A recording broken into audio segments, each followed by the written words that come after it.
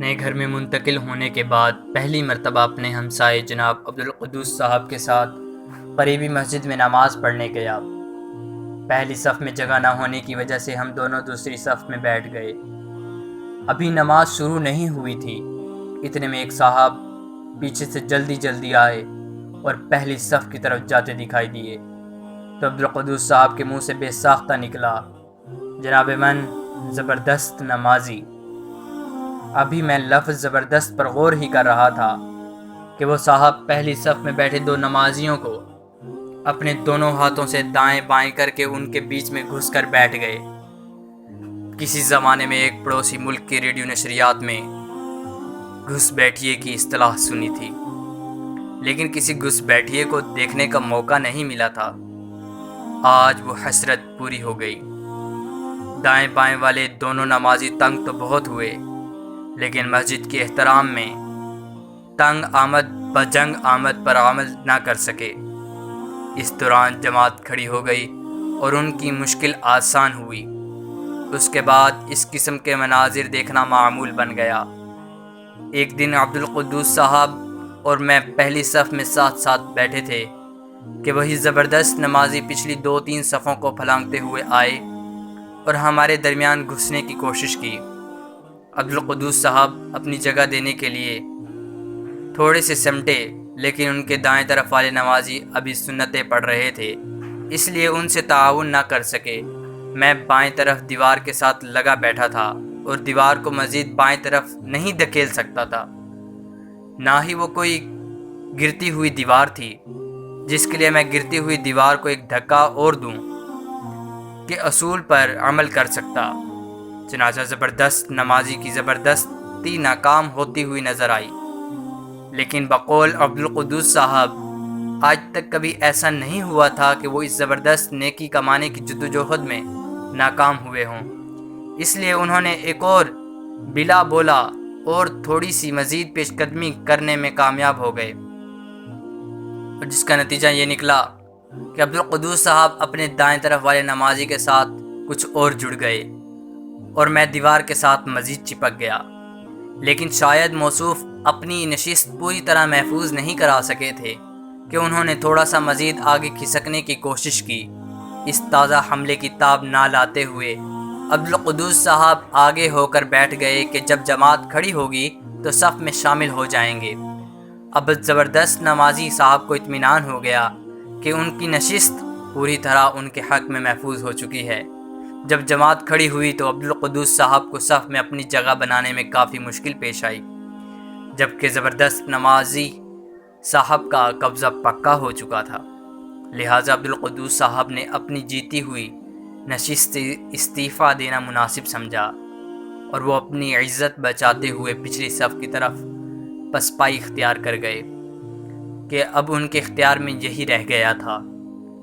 پسپائی اختیار کرتے ہوئے ان کے منہ سے صرف جناب من کے 2 لفظ ہی ادا ہو سکے، البتہ جملے کا باقی حصہ ان کے چہرے کے تاثرات نے پورا کر دیا۔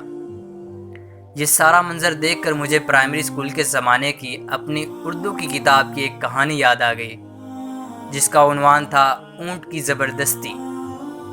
جن لوگوں نے یہ کہانی نہیں پڑھی ان کی خاطر مختصراً عرض ہے کہ بہت پہلے سرزمین عرب پر ایک مسافر دن بھر کی سفر سے تھک کر رات گزارنے کے لیے خیمہ لگا کر اس میں سونے کے لیے لیٹ گیا۔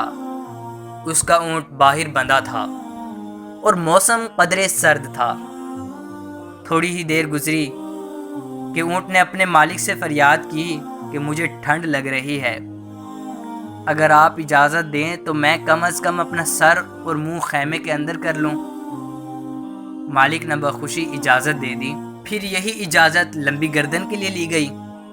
اس کے بعد اونٹ نے اجازت لینے کی ضرورت ہی نہیں سمجھی، وہ آہستہ آہستہ اندر آتا رہا اور مالک بادل نخواستہ اس کے لیے جگہ خالی کرتا رہا۔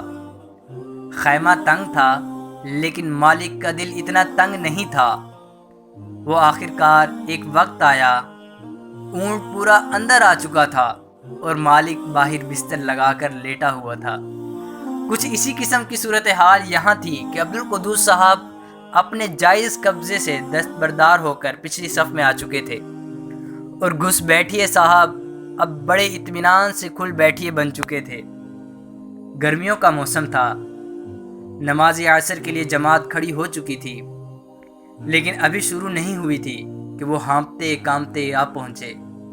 دیر سے پہنچنے کی وجہ سے وہ پہلی صف کا اچھی طرح جائزہ نہ لے سکے، لہٰذا موصوف سے آج نقب لگانے میں کچھ غلطی ہو گئی۔ انہوں نے پہلی صف کی ایسی جگہ سے قلعے میں شگاف ڈالنے کی کوشش کی کہ جس کی ایک طرف ایک پہلوان نما نمازی کھڑے تھے اور دوسری طرف باریک ململ کا سفید کرتا پہنے ایک ایسے بزرگ کھڑے تھے جو نازک بدن ہی نہیں بلکہ نازک مزاج بھی تھے۔ پہلوان نما نمازی اپنی جگہ پر ایک آہنی ستون کی طرح کھڑے تھے، وہ تو ٹس سے مس نہ ہوئے، لہٰذا زبردست نمازی کا سارا زور دائیں طرف والے نازک مزاج بزرگ کی طرف منتقل ہو گیا۔ بزرگ نے موصوف کو کوہنی سے پیچھے ہٹاتے ہوئے کہا، بھائی گرمی بہت ہے، میرے ساتھ چپکنے کی کوشش نہ کرو۔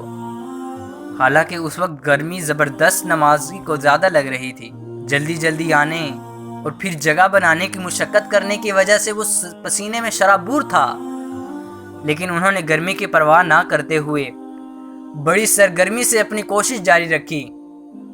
ادھر اقامت ختم ہونے والی تھی، زبردست نمازی صاحب کے پاس وقت کم تھا اور نمازی بننے کے لیے مقابلہ سخت تھا۔